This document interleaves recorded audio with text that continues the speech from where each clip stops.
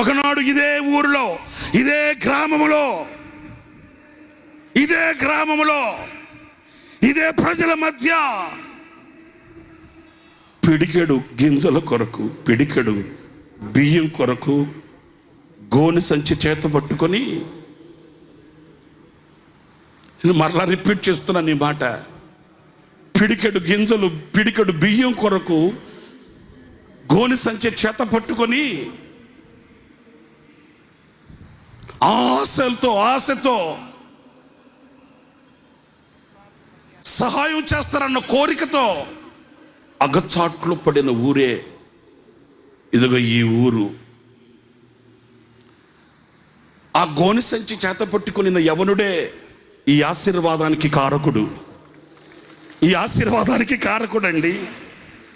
ఇదే గ్రామంలో, ఇదే ఊరిలో, ఇదే ప్రజల మధ్య గుప్పెడు బియ్యం కొరకు సంచి చేత పట్టుకుని ఆ యవనుని దేవుడు దీవించిన దీవెనకు ప్రతిఫలమే ఈ రోజున ఈ సమృద్ధిగా ఈ ఊరిలో, ఇదే ప్రజల మధ్య, ఈ గ్రామంలోనే ఈ విస్తారమైన ఆశీర్వాదం ఆ దేవుడు కలిగించడానికి గల కారణం ఏంటి?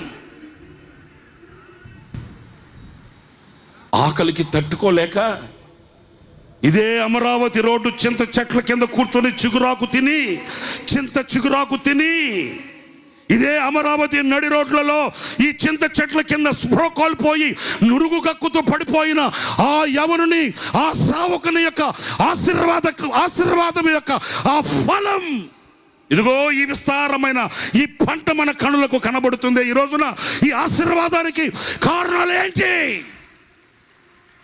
ఆలోచించండి. ఇదే చోట కూలిపోయిన ఒక పాక అదే చోటుకి ప్రపంచపు నలుదిశల నుండి ప్రజల రాక,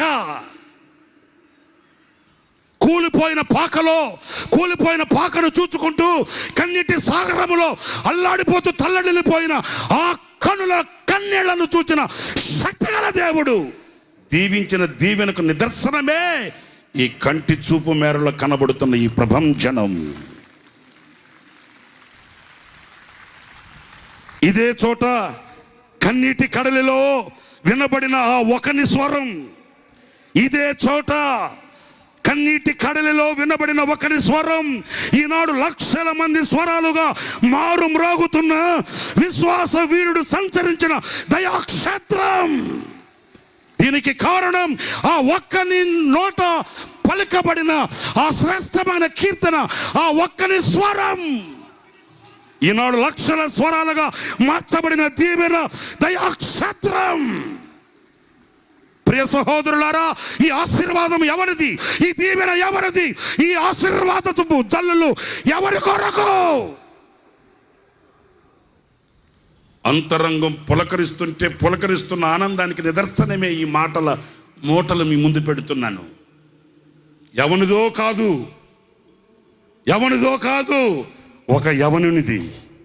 నడుము కట్టి, నడుము బిగించి, పానార్పణముగా ప్రభు పాదాల దగ్గర రక్తం చిందించి ఆయన పరిచర్య కొరకై, ఆయన పరి కొరకై ఆఖరి వరకు వెలిగి విజయాన్ని చూచిన ఆశాదీపం విశ్వాస వీరుడు సంచరించిన ప్రాంతమైన దయాక్షేత్రం ఈరోజు దయతో మనల్ని చూస్తుంది, దయతో హక్కును చేర్చుకుంది. గుడారాల పండుగకు స్థలం లేదే ఎక్కడ అంటే ఈ దయాక్షేత్రం చేతులు చాపి పిలిచింది. నేనున్నాను ఇక్కడ, మిమ్మల్ని ఆదరించగలిగిన, మిమ్మల్ని పోషించగలిగిన, మిమ్మల్ని ఉద్ధరించగలిగిన, మీకు ఆశ్రయం ఇవ్వగలిగిన ఒక క్షేత్రం.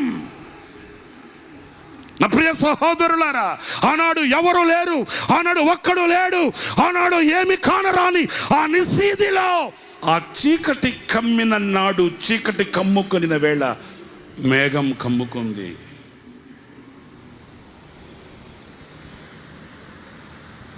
ఆ చీకటిలో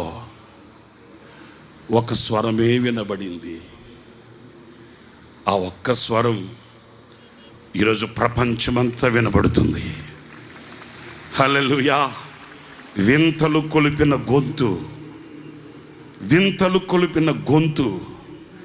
ఎవరిది ఈ గొంతు అని అడగరడి నాకు తెలుసు. ఆ కృప కలిగిన గొంతు ఈనాటికి నీ ప్రపంచాన్ని తట్టి లేపుతుంది. ఇది ఒక ప్రభంజనం. ఇదిగో ఆ చీకటి కమ్మి